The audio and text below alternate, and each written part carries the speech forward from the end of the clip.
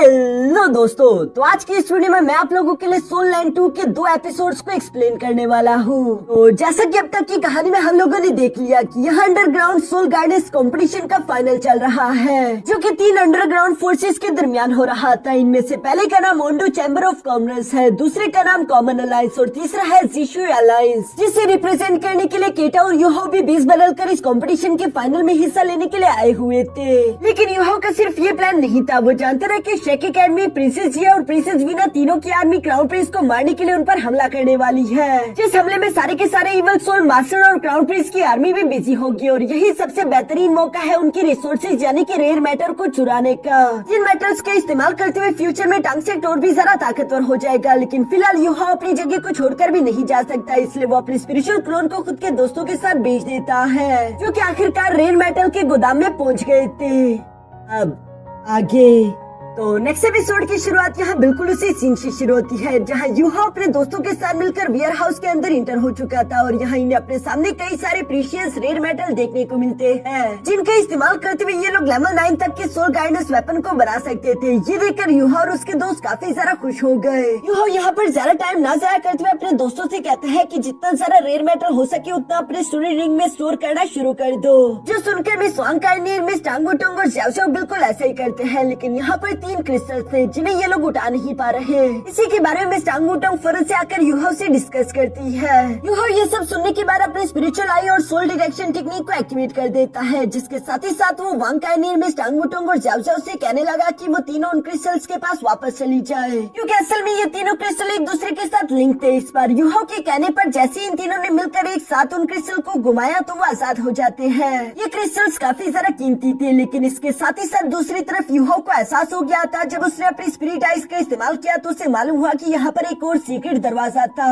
जिसके पीछे और ज्यादा रेयर मेटल हो सकता है। इसलिए हम देखते हैं कि वांग काइनीर फौरन अपने गोल्डन ड्रैगन स्पीयर को लेकर तेजी के साथ आगे की तरफ बढ़ते उस दरवाजे पर हमला करते उसे एक स्ट्राइक ही में तोड़ देती है। जिस दरवाजे के अंदर इंटर होने पर इन्हें अपने सामने एक बहुत ही ज्यादा खौफनाक नजारा देखने को मिला, क्योंकि वो कमरा पूरी तरीके से वेपन से भरा हुआ था और ये कोई मामूली वेपन नहीं थे। इन्हें देखकर ऐसा लगता है जैसे कि सन मून एम्पायर अपने सारे के सारे जंग के हथियार यहीं पर स्टोर करके रखा हुआ है, जिनमें से ज्यादातर तो लेवल 7 के सोल गाइडेंस कैनन थे। यूहो अपने दोस्तों को यहाँ चारों तरफ छानबीन करने को भेजता है। थोड़ी देर में अचानक उसे टांगुटोंग की आवाज सुनाई थी, जिसे सुनते यूहो फौरन से भागते भागते टांगुटोंग के पास आ गया और वो देखता है कि टांगुटोंग की आंखों में आंसू थे। वो अपने हाथों में किसी सोल गाइडेंस वेपन को लेकर रो रही थी। यूहो उसके पास आकर सवाल करते हुए पूछता है कि तुम्हें क्या हुआ, जिस पर मिस टांगुटोंग यूहो को कोई जवाब नहीं दे पाती, बल्कि वो यूहो को अपने हाथों में मौजूद एक सोल गाइडेंस एलिमेंटल बॉम्ब दिखाती है। इस एलिमेंटल सोल गाइडेंस बॉम्ब को देखकर तो यूहो भी शौक हो गया और उसकी पुरानी दर्द भरी यादें दोबारा से ताजा हो गई। ये तब की बात है जब यूहो पिछले 7 शेक डेविल्स के साथ मिलकर एक मिशन पर रवाना हुआ था। इनका सामना एक इवल सोल गाइडेंस मास्टर से हुआ,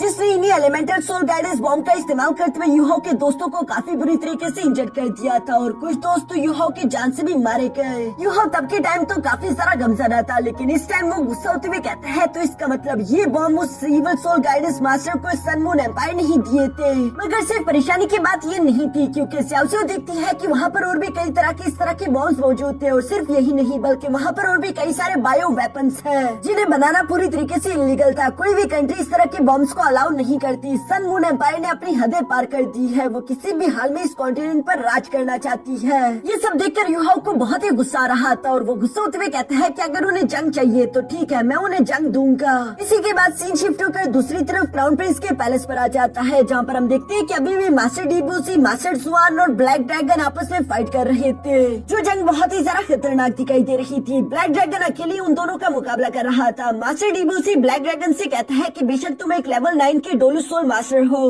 मगर तुम ज्यादा देर तक हम जैसे 2 लेवल 98 के डोलू सोल मास्टर का मुकाबला नहीं कर पाओगे। मैं जानता हूँ कि ये काम थोड़ा सा मुश्किल होगा, लेकिन हम किसी भी हाल में हार नहीं मानेंगे। और इसी तरह से यहाँ मास्टर डीबूसी और मास्टर जुआन ब्लैक ड्रैगन के साथ फाइट करते रहे। नीचे से क्राउन प्रिंस भी ये सब देखते हुए मुस्कुरा रहा था। वो मास्टर डीबूसी और मास्टर जुआन दोनों से काफी ज्यादा इंप्रेस दिखाई दे रहा था, क्योंकि ब्लैक ड्रैगन अकेले चाहकर भी उन दोनों को हरा नहीं पा रहा। इसीलिए क्राउन प्रिंस वहाँ पर मौजूद अपने एक सोल्जर को ऑर्डर देते हुए कहता है कि इस वक्त पैलेस में जितने भी डोलो सोल मास्टर मौजूद है उन सबको ब्लैक ड्रैगन की मदद करने के लिए भेज दो। और याद रखना, मैं चाहता हूँ कि मास्टर डीबूसी और मास्टर जुआन को जिंदा पकड़ा जाए। जो सुनकर वो सोल्जर जवाब देते हुए कहता है कि ठीक है, जैसे क्राउन प्रिंस का हुक्म। यहाँ पर मिस ऑरेंज तो परेशान हो रही थी, क्योंकि ये जंग धीरे धीरे करके भयानक होती जा रही थी, लेकिन दूसरी तरफ क्राउन प्रिंस कह रहा था कि मैं अपने हाथों से मास्टर डिब्यूसी और मास्टर जुआन का गला काटूंगा। इस तरह सारी की सारी दुनिया को एक क्लियर मैसेज पहुंचाएगा कि जो भी मेरे खिलाफ बगावत करने की कोशिश करता है उसका यही अंजाम है। दूसरी तरफ क्राउन प्रिंस के ऑर्डर पर पैलेस के अंदर मौजूद जितने भी डोलोसोल मास्टर थे वो तेजी के साथ ऊपर की तरफ बढ़ने लगे। जो सब मास्टर डिब्यूसी ने भी देख लिया था, इसलिए वो गुस्सा होते हुए कहता है कि क्राउन प्रिंस शांति के साथ नहीं बैठ सकता। चलो अब ये फुल स्केल अटैक करने का वक्त आ चुका। मास्टर डिब्यूसी की ये कहती है प्रिंसेस जिया, प्रिंसेस वीना और शेक एकेडमी की जितनी आर्मी थी वो भी फौरन से पैलेस पर हमला करना शुरू हो गई। मिस ऑरेंज देखती है कि चारों तरफ तबाही और आग मची हुई थी। ये जंग इतनी आसानी के साथ खत्म नहीं होने वाली, इसलिए वो और सारा मदद मंगवाने की कोशिश करती है, जिसके लिए उसने फौरन से 2 फ्लेयर जलाते हुए आसमान की तरफ भेज दिए थे। लेकिन बॉडी सेट का एक वॉरियर ये होने नहीं देता। वो अपने हाथ का इस्तेमाल करते हुए फौरन उन दोनों फ्लेयर्स को बुझा देता है ताकि क्राउन प्रिंस की मदद करने के लिए यहाँ पर और कोई आ ना सके। जबकि दूसरी तरफ जीजी भी इसी मौके का फायदा उठाते हुए काफी तेजी के साथ बढ़ती हुई सीरा पैलेस के अंदर की तरफ बढ़ने लगी। और जैसा कि हम जानते हैं कि जीजी की रफ्तार काफी तेज थी, वो इससे पहले कि क्राउन प्रिंस या मिस ऑरेंज कुछ भी समझ पाते फौरन से उनके पास आते हुए कहती है कि क्राउन प्रिंस तुम्हारा समय पूरा हुआ, अब तुम मरने के लिए तैयार हो जाओ। ये कहती जीजी अपने डैगर का इस्तेमाल करते हुए क्राउन प्रिंस की गर्दन पर हमला करना चाहती थी, मगर तभी अचानक वहाँ एक डिफेंस बैरियर एक्टिवेट हो जाता है जो कि जीजी को पीछे की तरफ हटा चुका। और मिस ऑरेंज भी ये देखती है अपने पास से कुछ बॉम्ब्स निकालते हुए तेजी के साथ जीजी पर हमले करने शुरू हो गए। लेकिन दूसरी तरफ जीजी पर इन मामूली बॉम्ब्स का कुछ असर नहीं हो पाता। वो इन बॉम्ब से बचते बचाते दोबारा से क्राउन प्रिंस पर हमला करने के लिए उसकी तरफ बढ़ने ही वाली थी, मगर ये देखकर भी दूसरी तरफ क्राउन प्रिंस के चेहरे पर डर नहीं दिखाई दे रहा, बल्कि वो धीरे से कहता है कि एल्डर ज़ूचेन अब तुम्हारी बारी। जो सुनती अचानक क्राउन प्रिंस के पीछे से एक ब्लैक कलर का स्मोक तेजी के साथ आगे की तरफ बढ़ते हुए यहाँ जीजी को एक बहुत ही ब्रूटल हिट करते हुए नीचे की तरफ गिरा देता है। और सिर्फ यही नहीं बल्कि उस मास्टर ज़ूचेन ने नीचे की तरफ आते हुए सिर्फ एक ही सेकंड के अंदर यहाँ पर शेक एकेडमी और बॉडी सेट के कई सारे डिसाइपल्स को जान से मार डाला, क्योंकि वो एक टाइटल लेवल डोलोसोल मास्टर था, जिसे देखकर सब लोग परेशान हो गए। मगर बॉडी सेट का एल्डर यहाँ पर ज़ूचेन के सामने खड़े होते हुए कहता है कि तुम लोग फिक्र मत करो, इस ज़ूचेन को मैं संभाल कर रखता हूँ, तब तक तुम लोग आगे बढ़ते हुए क्राउन प्रिंस को मारने के लिए कोई फैसला करो। जो कहती है उस एल्डर ने तेजी के साथ आगे की तरफ बढ़ते हुए ज़ूचेन पर हमला करना शुरू कर दिया। लेकिन दूसरी तरफ एल्डर ज़ूचेन बहुत ही ज्यादा ताकतवर था। वो उस आदमी के हमलों को डॉज करते हुए काफी आसानी के साथ उसे ब्रूटली इंजर्ड कर देता है। मगर दूसरी तरफ इंजर्ड होने के बावजूद भी बॉडी सेट का ये एल्डर इतनी आसानी से हार नहीं मानने वाला, बल्कि वो दोबारा आगे की तरफ बढ़ते हुए ज़ूचेन पर लगातार पंचेस की बरसात करते उसे अपने साथ मसरूफ रखता है। पीछे की तरफ अब यहाँ शेक एकेडमी, प्रिंसेस जिया और प्रिंसेस वीना के अलायंस को मौका मिल चुका था कि वो क्राउन प्रिंस पर कोई पावरफुल अटैक चल सके। मगर ऐसा करने के लिए इससे पहले कि ये लोग आगे बढ़ पाते तभी अचानक वहाँ पर होली फायर फिनिक्स मेडन आ जाती है, जो कि कोई और नहीं बल्कि इवल ज़्याओटाओ थी। जो देखकर आउटियन कहता है कि इसे मुझ पर छोड़ दो, और ये कहती है उसने अपनी बॉडी अवेकनिंग टेक्निक का इस्तेमाल करते हुए खुद के बर्सरिक मोड को एक्टिवेट करती तीसरी के साथ आगे की तरफ बढ़ते हुए यहाँ इवल ज़्याओटाओ पर हमला करना शुरू कर दिया। मगर ज़्याओटाओ को उसके हमले से टकराकर भी ज्यादा कुछ नहीं होता, बल्कि वो पीछे की तरफ आते हुए अचानक से गुस्से में आकर फौरन हवा में जंप करते हुए अपनी evil flame piercing cloud strike को एक्टिवेट कर देती है, जो कि एक बहुत ही पावरफुल टेक्निक थी। नीचे की तरफ मिस यावी ज़्याओटाओ को रोकना चाहती थी, लेकिन इवल ज़्याओटाओ उसकी कोई भी बात नहीं सुनती, बल्कि वो फौरन अपनी इस टेक्निक का इस्तेमाल करते हुए नीचे की तरफ मौजूद आउटियन पर हमला कर देती है, जिसे टकराने के लिए दूसरी तरफ आउटियन ने भी अपने हाथों से गॉड स्लेइंग एक्स को रेडी कर लिया। इन दोनों अटैक के हवा में टकराने की वजह से वहाँ पर एक बहुत बड़ा एनर्जी ब्लास्ट हुआ, लेकिन फिर भी इवल ज़्याओटाओ की पावर ज्यादा थी, इसलिए हम देखते हैं कि आउटियन इस इफेक्ट के कारण उड़ता हुआ पीछे की तरफ जा गिरा, जो देखकर तो क्राउन प्रिंस के चेहरे पर भी मुस्कान आ जाती है। लेकिन दूसरी तरफ इवल ज़्याओटाओ इसके साथ रुकी नहीं, बल्कि वो नीचे की तरफ मौजूद सोल्जर्स को मारने के लिए फौरन हवा में जंप करके अपनी evil Phoenix flame annihilation technique का इस्तेमाल करते हुए आसमान से उन लोगों पर आग बरसाने लगी। जिस इवल फिनिक्स फ्लेम के अंदर नीचे की तरफ मौजूद कई सारे सोल्जर जलकर राख हो गए। प्रिंसेस जिया और प्रिंसेस वीना यहाँ की सिचुएशन देखकर काफी ज्यादा परेशान हो गई थी, क्योंकि प्रिंसेस वीना अपने दोस्तों की सोल अवेकनिंग करा रही है, जबकि दूसरी तरफ प्रिंसेस जिया उन सबको रिकवर करने की कोशिश कर रही थी। मगर सिचुएशन को देखकर ऐसा लग नहीं रहा था कि अब इन लोगों के जीतने के कोई भी चांसेस बचे हैं, क्योंकि यहाँ पर सन मून एम्पायर की आर्मी इन लोगों पर भारी पड़ने लगी। इवन की क्राउन प्रिंस भी खुश होते हुए कह रहा था कि तुम चुनटियों ने यहाँ पर आकर अच्छा नहीं किया, तुम लोग खुद ही अपने मौत को दावत दे चुके हो। ये बात अभी क्राउन प्रिंस कह ही रहा था कि तभी अचानक हमें पीछे की तरफ मिस यावी की आवाज सुनाई दी, जो कि अचानक गुस्से में कहती है कि बस बहुत हुआ, इस बाजी को पलटने का समय आ चुका है। और ये कहती है मिस यावी ने अपनी फुल पावर अनलीश करना शुरू कर दी। यहाँ हमें पहली दफा मिस यावी अपनी फुल पोटेंशियल में देखने को मिलती है, जो कि एक टाइटल लेवल डोलोसोल मास्टर थी। साथ ही साथ हमें देखने को मिलता है कि उन्होंने अपनी एक 9 हेवन 10 टेक्निक को एक्टिवेट करना शुरू कर दिया, जो टेक्निक बहुत ही ज्यादा डिस्ट्रक्टिव पावर पावर रखती है, लेकिन इसे इस्तेमाल करने के बाद मिस ज़ावी के पास जरा भी सोल पावर नहीं बचेगी। वो अपनी फुल पोटेंशियल में होने के बाद इस टेक्निक को सिर्फ एक ही बार इस्तेमाल कर सकती है और हम देखते हैं कि यहाँ पर उसने पूरे के पूरे पैलेस के आसपास एक फॉर्मेशन बिछा दी, जो देखकर एल्डर ज़ू चैन और बाकी के सारे सोल्जर यहाँ क्राउन प्रिंस के लिए काफी ज्यादा परेशान हो गए, क्योंकि वो पैलेस के अंदर मौजूद था। मगर इससे पहले कि मास्टर ज़ू चैन या फिर कोई भी सोल्जर क्राउन प्रिंस की मदद करने के लिए जा पाता, तब तक हम देखते हैं कि काफी ज्यादा देर हो चुकी थी। मिस ज़ावी ने ऑलरेडी गुस्से के साथ चिल्लाते हुए कहा कि आर्थर और हेमन की कोई बाउंड्रीज नहीं, और ये कहती वो फोन से चुटकी बजा देती है, जिसके साथ ही आसमान से एक तेज एनर्जी तेजी के साथ पैलेस पर आ गिरी। यहाँ इससे पहले कि वो एनर्जी पैलेस पर आ गिरती, तभी अचानक हम देखते हैं कि क्राउन प्रिंस अपने पैरों पर खड़ा हो गया। साथ ही साथ वो मिस ऑरेंज को उठाकर फौरन यहाँ पैलेस से बाहर की तरफ जंप कर देता है। ये सब कुछ सिर्फ एक सेकंड के अंदर हुआ और तभी अचानक बहुत ही खतरनाक एनर्जी फौरन से पैलेस पर भी आ गिरी, जिसकी वजह से यहाँ पर एक बहुत बड़ा ब्लास्ट हो चुका था। पूरा की पूरा पैलेस तबाह हो गया। इवन की इस अटैक को इस्तेमाल करने की वजह से यहाँ पर मिस ज़ावी भी काफी ज्यादा कमजोर हो चुकी थी, मगर उन्हें प्रिंसेस जिया और प्रिंसेस वीना को इस बात की खुशी थी कि पूरा के पूरा पैलेस तबाह हो गया और साथ ही साथ क्राउन प्रिंस भी मारा जा चुका होगा। लेकिन इन लोगों की ये खुशी ज्यादा देर टिक नहीं पाती, क्योंकि तभी अचानक हम देखते हैं कि मलबे के अंदर से क्राउन प्रिंस निकल कर बाहर आ जाता है, जो देखकर तो सबसे ज्यादा शौक मिस ज़ावी हुई, क्योंकि उससे मालूम था कि उसने अपने इस फाइनल अटैक को रेडी करने के लिए कितनी सारी एनर्जी इकट्ठा करी थी। लेकिन उसे यह देखकर अपनी आंखों पर यकीन नहीं आ रहा था कि आखिर क्राउन प्रिंस ने उसके इस हमले को ब्लॉक कैसे कर लिया। तो इसका जवाब यही है कि इन लोगों ने क्राउन प्रिंस को कुछ ज्यादा ही अंडर एस्टिमेट कर लिया। असल में उसके सोल गाइडेंस टूल के अंदर पर्पल इंपीरियल डिस्ट्रक्शन ड्रैगन की पावर थी, जिसकी वजह से वो खुद को और मिस ऑरेंज को बचा पाया। साथ ही साथ वो ऊंची आवाज में कहता है कि iron fortress activate. Crown Prince की ये कहती है अचानक जमीन के अंदर से लेवल 9 की सोल गाइडेंस स्कैनर निकल कर बाहर आकर एक्टिवेट होना शुरू हो गई, जिन्हें देखकर प्रिंसेस वीना परेशान होते हुए कहती है कि ये अच्छा नहीं हुआ। क्राउन प्रिंस ने खुद को चारे की तरह इस्तेमाल किया। वो शुरू से ही जानता था कि हम उसका कुछ नहीं बिगाड़ सकते, क्योंकि उसके पास ये dragon soul guidance defence tool है और साथ ही साथ वो हमें बुरी तरीके से पंसा चुका। इसलिए प्रिंसेस वीना अपने साथियों को रिट्रीट करने का बोलती है, जो सुनती सारे के सारे साथी और प्रिंसेस वीना सब लोग पीछे की तरफ भागने लगे, जिन्हें देखकर सन मून एम्पायर की आर्मी भी उनके पीछे जाने वाली थी। लेकिन क्राउन प्रिंस उन्हें इशारा करते हुए रुकने के लिए बोलता है। ऊपर की तरफ मास्टर डी बूसी भी यहाँ पर अचानक से जंग का पासा पलटता हुआ देखकर बिल्कुल भी खुश नहीं था। Black dragon master D Bussy से कहता है कि अब तुम्हारे साथी यहाँ से भाग चुके हैं और चूंकि तुम जानते हो कि तुम्हारा मिशन पूरी तरीके से फेल हो चुका है, तो क्यों ना तुम लोग भी यहाँ से चले जाओ। लेकिन ये सुनकर दूसरी तरफ मास्टर डी बूसी अपनी पावर को एक्टिवेट करते हुए कहता है कि आज के दिन चाहे मेरी मौत ही क्यों ना हो जाए, लेकिन मैं तुम्हें अपने साथ लेकर मरूंगा, मुझे भागने की कोई जरूरत नहीं। जो कहती है वो तेजी के साथ ब्लैक ड्रैगन पर हमला करने के लिए आगे की तरफ बढ़ चले। दूसरी तरफ मास्टर जुआन भी मास्टर डी बूसी का पूरा साथ दे रहा था। यह इन तीनों डोलो सोल मास्टर्स के दरमियान ये जंग बहुत ही ज्यादा खतरनाक थी। नॉर्मल लोगों ने आज से पहले ऐसा खौफनाक नजारा बिल्कुल भी नहीं देखा था। यहाँ जंग के दौरान अचानक मास्टर जुआन को मैसेज मिल जाता है कि यूहा और उसके दोस्त अपने मिशन में कामयाब हो चुके हैं। इसलिए वो मास्टर डी बूसी से कहता है कि हमारा काम पूरा हुआ, अब सिचुएशन काफी ज्यादा खतरनाक हो चुके हैं, हमें यहाँ से वापस जाना होगा। लेकिन मास्टर डी बूसी अभी भी पीछे हटने के लिए तैयार नहीं था। वो किसी भी कीमत में ब्लैक ड्रैगन को जान से मारना चाहता है, जिसके लिए हम देखते हैं कि मास्टर डी बूसी ने अपने सबसे खतरनाक डेथ पॉइजन फॉरेस्ट टेक्निक को एक्टिवेट करना शुरू कर दिया। इस टेक्निक के दौरान मास्टर डी बूसी अपने आसपास बहुत सारी ग्रीन एनर्जी इकट्ठा कर लेता है।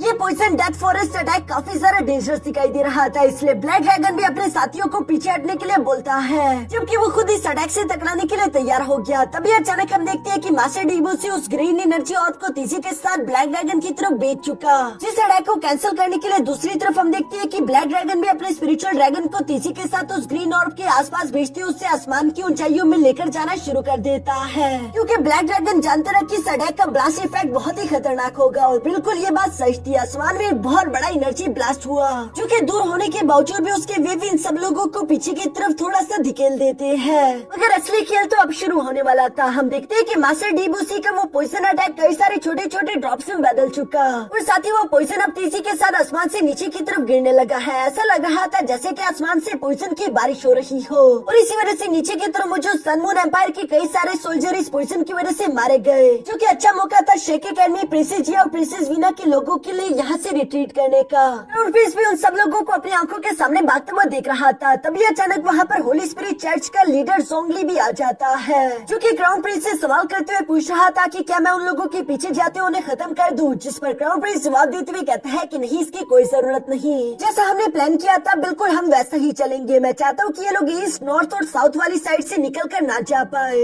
इसलिए क्राउन प्रिंस ने पहले ही इन तीनों डायरेक्शन में अपनी आर्मी को बिछाया हुआ है। वो पता नहीं क्यों लेकिन चाहता है कि ये सारे के सारे वेस्टर्न साइड से गुजरे। यकीनन वहाँ पर भी क्राउन प्रिंस से कोई न कोई जाल बिछा कर रखा होगा। इसके बाद सीन शिफ्ट होकर दूसरी तरफ यहाँ उन्हीं रेयर मेटल के गोदाम में आ जाता है, जहाँ पर सन मून एम्पायर के सारे वेपन स्टोर थे और हमें देखने को मिलता है कि युहा ने जाते जाते वहाँ पर कुछ टाइम बॉम्ब्स भी लगाए हुए थे। पीछे की तरफ हम देखते हैं कि अब क्राउन प्रिंस के पैलेस पर हमला होना खत्म हो चुका था, जहाँ पर थोड़ी देर बाद हम देखते हैं कि क्राउन प्रिंस का अंकल भी वहाँ पर आ जाता है, जो कि एक लेवल 9 का सोल गाइडेंस मास्टर था। साथ ही साथ उनका नाम है मास्टर गुजोंग, जिन्हें देखते ही मिस ऑरेंज ने पहचान लिया था, क्योंकि मास्टर गुजोंग ने पहले भी एम्पर के खिलाफ बगावत करी थी ताकि वो उनका तख्ता पलट कर सके। और यहाँ पर हमें जानने को मिलता है कि मास्टर गुजोंग तो क्राउन प्रिंस के साथ मिला हुआ है ताकि वो क्राउन प्रिंस को अगला एम्परर बना सके। इस काम के लिए उन्हें पुराने एम्परर को खत्म करना होगा, जबकि बदले में क्राउन प्रिंस ने भी यहाँ पर मास्टर गुजोंग को नॉर्थर्न मिलिट्री डिस्ट्रिक्ट देने का वादा किया है। यहाँ कुछ देर तो इसी तरह मास्टर गुजोंग और क्राउन प्रिंस के दरमियान बातें चलती रही, लेकिन मास्टर गुजोंग की जिम्मेदारी ये भी थी कि वो उन हिडन वेपन्स की हिफाजत करे, जिनमें बहुत सारे सोल गाइडेंस बॉम्ब्स भी मौजूद है। और प्लान के मुताबिक ये लोग वो बॉम्ब अपने दुश्मनों के ऊपर गिराने वाले थे। इसलिए हम देखते हैं कि मास्टर गुजोंग यहाँ से अपने हिडन वर्ल्ड की तरफ रवाना हो गया, जिनके जाने के बाद मिस सोनिक यहाँ पर क्राउन प्रिंस से सवाल करते हुए कहती है कि क्या सच में आप मास्टर गुजोंग को नॉर्थ मिलिट्री डिस्ट्रिक्ट देने वाले हैं? जिस पर क्राउन प्रिंस जवाब देते हुए कहते हैं कि फिक्र मत करो, ये सब कुछ मेरे प्लान का हिस्सा है और मेरा प्लान बिल्कुल आज के मौसम की तरह है, काफी ज्यादा डीप और इंटॉक्सिकेटेड। ये सब कहते हुए क्राउन प्रिंस भी सोनिक के साथ फ्लर्ट करने लगा। इसके बाद सीन शिफ्ट होकर दूसरी तरफ सन मून एम्पायर की आर्मी पर आ जाता है, जो कि चारों तरफ मिंगडो सिटी में फैल चुकी थी ताकि वो सारे के सारे बागियों को ढूंढ सके। यहाँ पर हम देखते हैं कि प्रिंसेस वीना, आउटियन और बाकी के सारे इंजर्ड सोल्जर मास्टर डीबूसी से सवाल करते हुए कह रहे थे कि अब हम क्या करें, जिस पर मास्टर डीबूसी जवाब देते हुए कहता है कि वो इवल शाउटाओ की वजह से हम लोग आज के दिन क्राउन प्रिंस को जान से नहीं मार पाए। वो कमीना क्राउन प्रिंस लकी था जो कि बच गया, लेकिन मुझे लगता है कि शेक एकेडमी वाले लोगों ने जरूर कुछ न कुछ कांड किया होगा जिसके बारे में उन्होंने हमें नहीं बताया। लेकिन मास्टर जुआन के कहने के मुताबिक वो चाहता है कि हम लोग जल्द से जल्द यहाँ से निकल जाए और अब इन लोगों के पास दूसरा कोई रास्ता भी नहीं बचा था। इसलिए हम देखते हैं कि ये लोग अंडरग्राउंड टनल का इस्तेमाल करते हुए यहाँ सिटी से बाहर की तरफ जाने लगे। दूसरी तरफ दूर हम यहाँ पर सिटी के अंदर मिस यावी और साथ ही साथ मास्टर जुआन को भी देखते हैं, जहाँ पर मिस यावी अभी भी इवल शाउटाओ के बारे में फिक्रमंद हो रही थी, क्योंकि इन लोगों का प्लान तो यही था कि ये लोग शाउटाओ को बचाने के लिए वहाँ पर जाएंगे, लेकिन ये लोग शाउटाओ को बचा कर नहीं ला पाए। जिसके बारे में मास्टर जुआन कहते हैं कि अब तो शाउटाओ की कल्टीवेशन होली स्पिरिट चर्च के साथ और भी ज्यादा हो गई। अगर मैं उसे जबरदस्ती पकड़ने की कोशिश करता तो मुझे डर था कि कहीं मैं उसे चोट ना पहुंचा दूं, इसलिए फिलहाल हमें शाउटाओ को छोड़ना होगा। हम इस बारे में बाद में प्लानिंग करेंगे। अभी के लिए सोचना ये जरूरी है कि हम अपने शेक एकेडमी और टंग सेट के मेंबर्स को यहाँ से सेफली कैसे बाहर निकाले। जिस पर मिस यावी जवाब देते हुए कहती है कि हमें अपने डिसेपल को वेस्ट वाली साइड से लेकर जाना होगा, जिस पर मास्टर जुआन भी एग्री हो गए थे। लेकिन उनके मुताबिक अभी यूहा और कीटो सोल गाइडेंस टूल कंपटीशन के फाइनल में हिस्सा ले रही है, जो कंपटीशन होली स्पिरिट चर्च के साथ कनेक्टेड है, इसलिए वो लोग खतरे में होंगे। मैं उन्हें लेकर आता हूँ। जबकि दूसरी तरफ मिस यावी की जिम्मेदारी थी कि वो शेक एकेडमी और टंग सेट के बाकी के डिसाइपल्स को वेस्टर्न रीजन में इकट्ठा कर ले। इसके बाद सीन शिफ्ट होकर दूसरी तरफ यूहा और उसके दोस्तों पर आ जाता है, जो कि जू सेंशी और साथ ही साथ मिस यांगन से जा मिले। टंग वुटोंग उनसे मिलते ही खुश होकर कहती है कि हम लोगों ने सन मून एम्पायर के वर्ल्ड से काफी सारे रेयर ट्रेजर हासिल कर लिए, यानी कि इन लोगों का मिशन कंप्लीट हो चुका था। अब यूहा उनसे कहता है कि तुम लोग जाकर मिस यावी से मिलो, क्योंकि पूरे के पूरे मिंगडो सिटी में मार्शल लॉ लग चुका है, तुम लोग बाहर पकड़े नहीं जा सकते। जबकि मैं खुद सोल गाइडेंस कंपटीशन के फाइनल को पूरा करने के लिए जा रहा हूँ। ये सुनकर मिस टंग वुटोंग यूहा को बेस्ट ऑफ लक कहती है, साथ ही साथ वो उससे कहती है कि अपना ख्याल रखना। जिसके बाद ये लोग एक दूसरे से अलग हो गए और हम देखते हैं कि स्पिरिचुअल यूहा वापस से अपनी मेन बॉडी के अंदर जाकर मर्ज हो गया। और चूंकि यूहा अपने फुल पोटेंशियल में आ चुका है तो वो फौरन से कोर फॉर्मेशन कार्व करने शुरू हो गया। लेकिन ये देखकर दूसरी तरफ chief referee master Yulin surprise होते हुए कहते हैं कि ये लड़का तो बेवकूफ निकला, पहले इसने सोल गाइडेंस टूल को बनाने में इतना सारा समय लगा दिया, अब चूंकि कंपटीशन खत्म होने में सिर्फ कुछ ही मिनट बचे हैं तो ये सिरा की सिरा कोर फॉर्मेशन बनाने शुरू हो गया। कोर फॉर्मेशन कार्व करने में बाकी के सोल गाइडेंस मास्टर्स को तो घंटे लगते हैं, लेकिन दूसरी तरफ यूहा के पास उसकी डेस्टिनी थर्ड आई थी, जिसकी पावर एक्टिवेट करती हम देखते हैं कि यूहा फौरन से अपने कार्विंग नाइफ का इस्तेमाल करते हुए काफी तेजी के साथ कोर फॉर्मेशन कार्व करना शुरू हो गया। और यहाँ पर देखते ही देखते हम देखते हैं कि यूहा ने सिर्फ कुछ ही मिनट के अंदर पूरे के पूरे 17 स्टोन के ऊपर कोर फॉर्मेशन कार्व कर ली थी, जो सब इतने परफेक्शन के साथ होता हुआ देखकर तो चीफ रेफरी मास्टर यूलिन भी काफी ज्यादा सरप्राइज हो गया था। दूसरी तरफ हम देखते हैं कि यूहा इन 17 कोर फॉर्मेशन स्टोन को फौरन अपने सोल गाइडेंस टूल के साथ मर्ज करना शुरू कर देता है, जहाँ हमें देखने को मिलता है कि यूहा का सोल गाइडेंस टूल तो असल में एक ह्यूमनॉइड सोल गाइडेंस आर्मर था। कंपटीशन का टाइम भी अब तक कंप्लीट हो चुका है, सब लोग यूहा की इस humanoid soul guidance tool armour को देखकर काफी ज्यादा सरप्राइज हो गए थे। इवन कि ये देखकर मास्टर यूलिन को भी अपनी आंखों पर यकीन नहीं आ रहा था। वो अपने मन में कहते हैं कि सन मून रॉयल एकेडमी कब से इस तरह के ह्यूमनॉइड आर्मर को बनाने की कोशिश कर रहा है, लेकिन वो लोग ये करने में कभी कामयाब नहीं हो पाए और इस लड़के ने सिर्फ कुछ ही देर में ये कर दिखाया। यही सब सोचते हुए मास्टर यूलिन फौरन से यूहो के पास आ जाता है, जहाँ पर वो यूहो से कह रहा था कि तुमने तो ह्यूमनॉइड सोल गाइडेंस टूल बना दिया है, लेकिन क्या तुम इसे चलने के काबिल बना सकते हो, क्योंकि इस तरह की ह्यूमनॉइड आर्मर को चलने के लिए बहुत ज्यादा सोल पावर और मेंटल पावर्स की रिक्वायरमेंट होती है, जिसकी वजह से कोई भी इस तरह के आर्मर को चलने के काबिल नहीं बना पाया। दूसरी तरफ यूहो यहाँ पर मास्टर यूलिन को कोई भी जवाब नहीं देता, बल्कि उसने फौरन से अपनी ह्यूमनॉइड सोल गाइडेंस आर्मर की पावर एक्टिवेट कर ली थी, जहाँ पर हम देखते हैं कि वो उड़ता हुआ धीरे धीरे से अपने आर्मर के अंदर जाकर समाने लगा। जो देखकर तो सब लोग ये शौक होते हुए कहते हैं कि वाकई में ये लड़का एक नंबर का जीनियस इंसान है, इसने वो कर दिखाया जो कि आज तक कोई भी नहीं कर पाया था। दूसरी तरफ हम देखते हैं कि इस आर्मर को पहनने के बाद यूहो को भी चलने में थोड़ी बहुत मुश्किल तो आ रही थी, लेकिन यूहो वाकई में एक नंबर का जीनियस है। उसकी सोल पावर और मेंटल पावर इतनी ज्यादा है कि वो इस ह्यूमनॉइड सोल गाइडेंस आर्मर को कंट्रोल कर पा रहा था। यूहो को यहाँ पर ये सब करता हुआ देखकर जीशु एलाइंस की डिप्टी सेट लीडर मिस फेंगलिंग भी सरप्राइज होकर मास्टर नेंगोंग से कहती है कि इस लड़के का बैकग्राउंड तुमने चेक किया, आखिर ये लड़का है कौन? जिस पर मास्टर नेंगोंग जवाब देते हुए कहता है कि इस लड़के को कोई भी बैकग्राउंड नहीं है, लेकिन फिर भी मुझे ये लड़का पसंद आया और मैं जानता हूँ कि हम इसे अपने लिए कितना अच्छे से इस्तेमाल कर सकते हैं। ये लड़का हमारे बहुत ज्यादा काम आएगा। मिस फेंगलिंग भी इस बात से एग्री थी और वो यहाँ पर मास्टर नेंगोंग से कहती है कि इस लड़के का दिल जीतो, हमें इसे किसी तरह भी अपनी साइड करना होगा, क्योंकि सच में ये लड़का हमारे लिए बहुत काम का है। दूसरी तरफ तभी अचानक हम देखते हैं कि चीफ रेफरी यूलिन ने अनाउंसमेंट कर दी थी कि टाइम अप हो गया और जिन जिन लोगों ने अभी तक अपने सोल गाइडेंस टूल कंप्लीट नहीं करे थे वो ऑलरेडी डिस्क्वालीफाई हो गए। पीछे अब सिर्फ 8 वॉरियर्स बचे थे जो कि एक दूसरे के आमने सामने आकर खड़े हो चुके हैं और नेक्स्ट राउंड इनका एलिमिनेशन राउंड होगा, जहाँ पर ये लोग अपने अपने सोल गाइडेंस टूल का इस्तेमाल करते हुए एक दूसरे से फाइट करने वाले थे। यूहो का सामना यहाँ कॉमन अलायंस की एक खूबसूरत लड़की से होने वाला था, लेकिन वो अभी भी अपने मन ही मन में क्राउन प्रिंस के बारे में सोच रहा है। वो अपने मन में कह रहा था कि पता नहीं क्राउन प्रिंस को अभी तक मेरा तोहफा मिला भी होगा या नहीं। यूहो की ये सोचते ही सीन शिफ्ट होकर दूसरी तरफ वापस से उन्हें ट्रेजर वॉल्ट पर आ जाता है, जहाँ पर हम देखते हैं कि गुजोंग वापस आ चुका था और वो देखते हैं कि लीचोंग मारा गया है। साथ ही साथ किसी ने मौके का फायदा उठाते हुए उनके रेयर ट्रेजर भी चुरा लिए है। ये सब सोचते हुए गुजोंग अपने मन में कह रहा था कि अगर क्राउन प्रिंस को इसके बारे में मालूम हुआ तो वो मुझे जान से मार डालेगा, मगर साथ ही साथ वो अपने मन में खुश होते हुए कहते हैं कि यकीनन जिसने भी ये चोरी की होगी उन्हें मेरे सीक्रेट वॉल्ट के बारे में मालूम नहीं है, क्योंकि वो पूरी तरीके से हिडन था और उस हिडन ट्रेजर वॉल्ट के अंदर अगले 10 साल तक के हमारे हथियार हमने छुपा कर रखे हुए हैं। ये सब सोचते हुए गुजोंग तेजी के साथ उसे हिडन वॉल्ट की तरफ बढ़ने लगा। जब किसी के साथ सीन शिफ्ट होकर वापस से सोल गाइडेंस कंपटीशन के फाइनल पर आ जाता है, जहाँ पर हम देखते हैं कि फाइट शुरू हो चुकी थी और केटो को मुकाबला ओंडो चैम्बर ऑफ कॉमर्स की एक लड़की के साथ हो रहा था।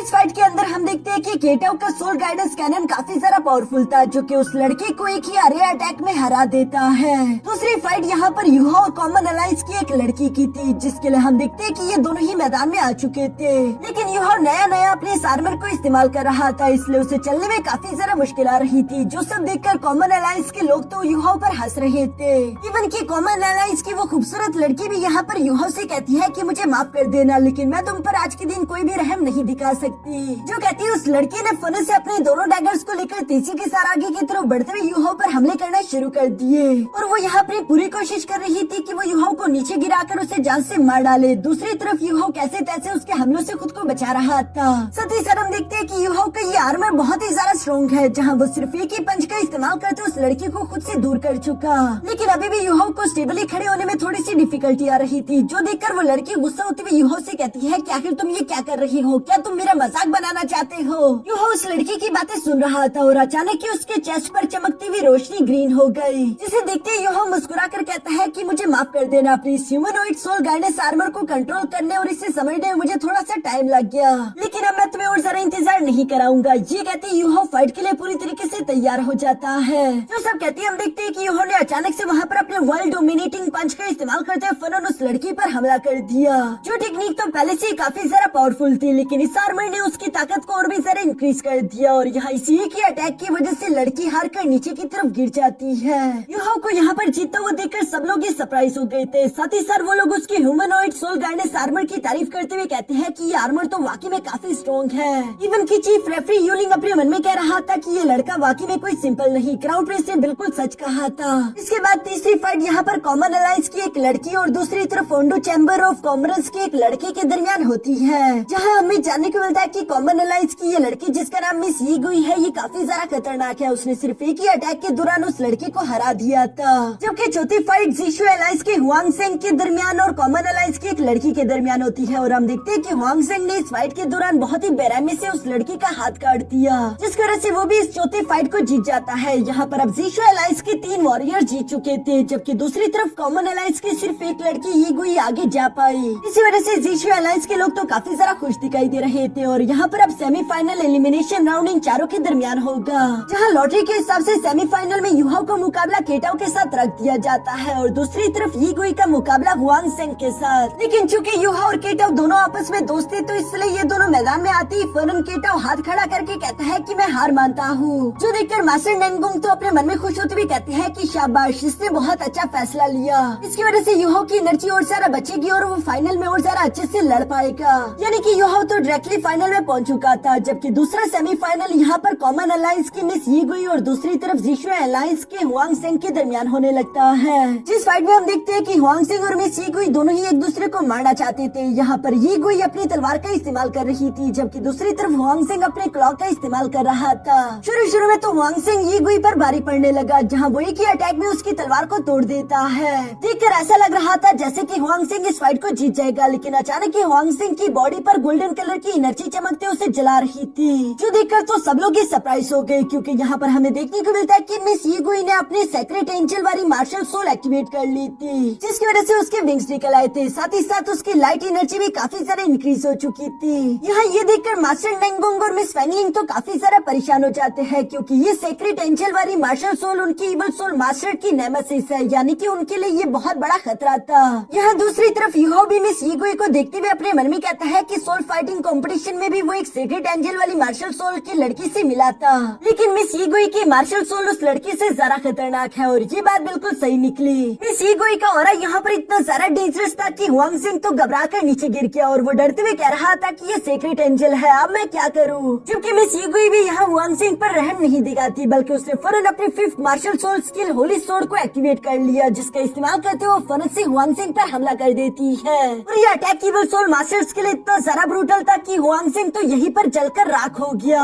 यहाँ पर यी गुई को जीतता हुआ देखकर तो सब लोग ही हैरान हो रहे थे, जबकि मास्टर यूलिन अपने मन में कह रहा था कि यी गुई तो वाकई में कमाल की है। मुझे पहले मालूम नहीं था कि इस लड़की के पास सीक्रेट एंजल की मार्शल सोल है, वरना मैं जरूर क्राउन प्रिंस को ये लड़की सजेस्ट करता, क्योंकि अगर होली स्पिरिट चर्च कभी भी हमारे खिलाफ हुआ तो ये लड़की हमारे बहुत काम आ सकती है। ऊपर की तरफ मास्टर नेंगोंग भी यहाँ पर यही बातें कर रहा था कि इस लड़की को हमें जल्द से जल्द खत्म करना होगा, क्योंकि ये लड़की फ्यूचर में हम लोगों के लिए बहुत बड़ा खतरा बन सकती है। जिस पर मिस फैंगलिंग जवाब देते हुए कहती है कि अभी ये बातें मत करो, एक बार ये फाइनल कंपटीशन खत्म हो जाए उसके बाद हम इस बारे में जरूर कुछ न कुछ सोचेंगे। दूसरी तरफ मिस यी गुई ने चूंकि हुआंग सेंग को जान से मार दिया था, तो वो भी फाइनल में पहुंच चुकी है, जहां पर उसका सामना युहाओ के साथ होने वाला है। युहाओ जानता रहा कि मिस यी गुई इवल सोल मास्टर्स के खिलाफ कितनी अच्छे से काम आ सकती है, इसलिए वो यी गुई को मारना नहीं चाहता था, बल्कि वो अपने मन में सोचते हुए कहता है कि मेरे पास एक अच्छा प्लान है, जिसका इस्तेमाल करते हुए मैं मिस यी गुई को जान से भी नहीं मारूंगा और साथ ही साथ इस कंपटीशन को जीत भी जाऊंगा। लेकिन यहाँ ये सब सोचते हुए अचानक से युहाओ जंप करते हुए अरीना में आकर कहता है कि यी गुई ने मेरे ब्रदर हुआंग सेंग को जान से मारा, इसलिए मैं बदला लेने के लिए यी गुई को जान से मार डालूंगा।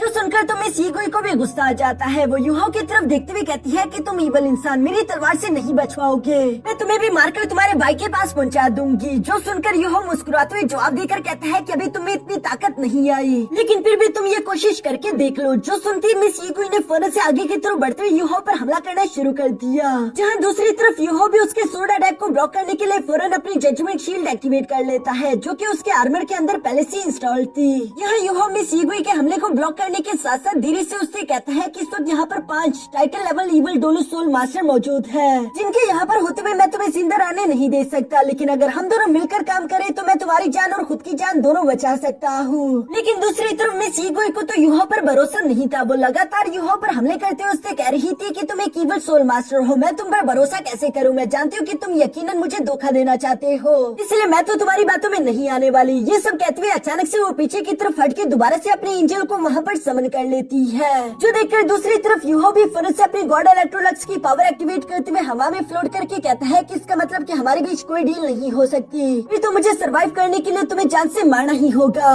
मिस ईगो यूहो की ये बात सुनकर फौरन अपने होली स्पिरिट स्लैश का इस्तेमाल करते हुए तेजी के साथ यूहो पर हमला कर देती है, जिस अटैक को ब्लॉक करने के लिए दूसरी तरफ यूहो ने भी अपने गॉड इलेक्ट्रोलक्स की पावर का इस्तेमाल किया और इसी वजह से सब लोगों को ऐसा लगता है कि यूहो एक इविल सोल मास्टर है। जबकि मिस ईगो भी यूहो से कहती है कि मैं पहले से ही जानती थी कि तुम एक इविल सोल मास्टर हो, तुम पर भरोसा नहीं किया जा सकता और चूँकि तुमने मुझे धोखा देने की कोशिश की तो इसकी सजा तो मैं तुम्हें देकर ही रहूंगी। ये सब कहते हुए इससे पहले कि मिस ईगो कोई भी दूसरा अटैक रेडी कर पाती, तभी अचानक यूहो की आंखों ने चमकना शुरू कर दिया, जहाँ पर हम देखते हैं कि वो गॉड इलेक्ट्रोलक्स की पावर का इस्तेमाल करते हुए फौरन से gate of spectral undead realm activate कर लेता है, जिसके साथ साथ उसने एक सोल शॉक टेक्निक भी रेडी कर लिया था और वो इसका इस्तेमाल करते हुए फौरन से मिस ईगो पर हमला कर चुका। ये अटैक मिस ईगो को हिट करते हुए पूरी तरीके से अनकॉन्शियस कर देता है, जबकि साथ ही साथ हम देखते हैं कि यूहो ने धीरे धीरे से मिस ईगो को अपने स्पेक्ट्रल अनडेड रेल्म में बेचना शुरू कर दिया, जिसे अब्सॉर्ब करते ही वो गेट पूरी तरीके से क्लोज हो जाता है। साथ ही साथ यूहो कोल्ड आवाज में कह रहा था कि अब कौन बचा है।